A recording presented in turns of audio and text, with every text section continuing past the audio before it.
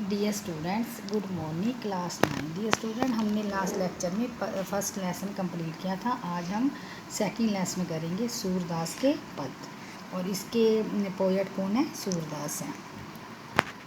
Dear student, आप सबसे पहले हेडिंग डालोगे सह प्रसंग व्याख्या। फर्स्ट है जसोदा हरि पालने झुलावे, हल रावे दुलराई मलावे, जोई सोई कछु गावे। मेरे लाल को आओ निंदिया, काहे ने आनी सुआवे, तू काहे नहीं बेगी आवे, तो को काने बुलावे। कबहू पलक हरी मूंदे लेत हैं, कबहू अदर फरवावे, जाओ सोवत जानी मोन वहे रही रही, करी करी सैन बतावे। यही अंतर अकुलाई उठे हरी, जसुमती मधुरे गावे, जो सुख सूर अमर मुन ही दुर्लभ, सो नंद भावनी कावे। ये स्टूडेंट, आपको जैसे पहले भी बताया गया कि आपने इस सरलात में फर्स्ट 2 वर्ड लिखकर उसके बाद डैश डैश डालकर लास्ट वाले 2 वर्ड लिखने हैं। प्रसंग लिखोगे आप। प्रस्तुत पद सूरदास जी द्वारा रचित सूरदास के पद में से लिया गया है, जिसमें यशोदा माता अपने पुत्र कृष्ण जी को झूले में झुलाकर सुलाने का प्रयास कर रही है। कवि ने अत्यंत मनोहारी ढंग से माता की विभिन्न क्रियाओं को अंकित किया है। व्याख्या लिखोगे आप। सूरदास जी कहते हैं कि यशोदा माता जो है ना, वो बाल कृष्ण को झूले में झुला रही है। वह झूले को हिलाती है, पुत्र को दुलारती है, पुचकारती है, जो कुछ मन में आता है गाती है। गाते हुए कहती है, ओरे नींद तू मेरे लाल के पास आ, तू आकर इसे सुलाती क्यों नहीं, तुम्हें कब से कन्हैया बुला रहा है। कृष्ण कभी पलकों को बंद कर लेते हैं और कभी होठों को फड़काते हैं। उन्हें सोया जानकर यशोदा चुप हो जाती है और दूसरों को इशारों से ही कुछ बातें समझाती है। इसी बीच कृष्ण अकुला उठते हैं। यशोदा फिर से मधुर स्वर में गाने लगती है। सूरदास जी कहते हैं कि नंद की पत्नी यशोदा को जो सुख प्राप्त हो रहा है वह देवता और मुनियों को भी प्राप्त नहीं होता।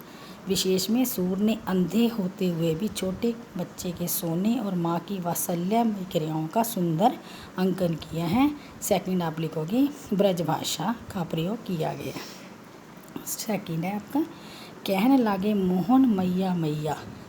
इसमें भी आप प्रसंग ऐसे ही लिखोगे। प्रस्तुत पद सूरदास जी द्वारा रचित सूरदास के पद में से लिया गया है, जिसमें सूरदास ने श्री कृष्ण के बाल रूप का वर्णन करते हुए उनके बोलने का वर्णन किया है। कहने लगे मोहन मैया मैया। मोहन कौन होता है? श्री कृष्ण। सूरदास जी कहते हैं श्री कृष्ण अब कुछ बड़े हो गए हैं और वे यशोदा माता को मैया मैया कहने लगे।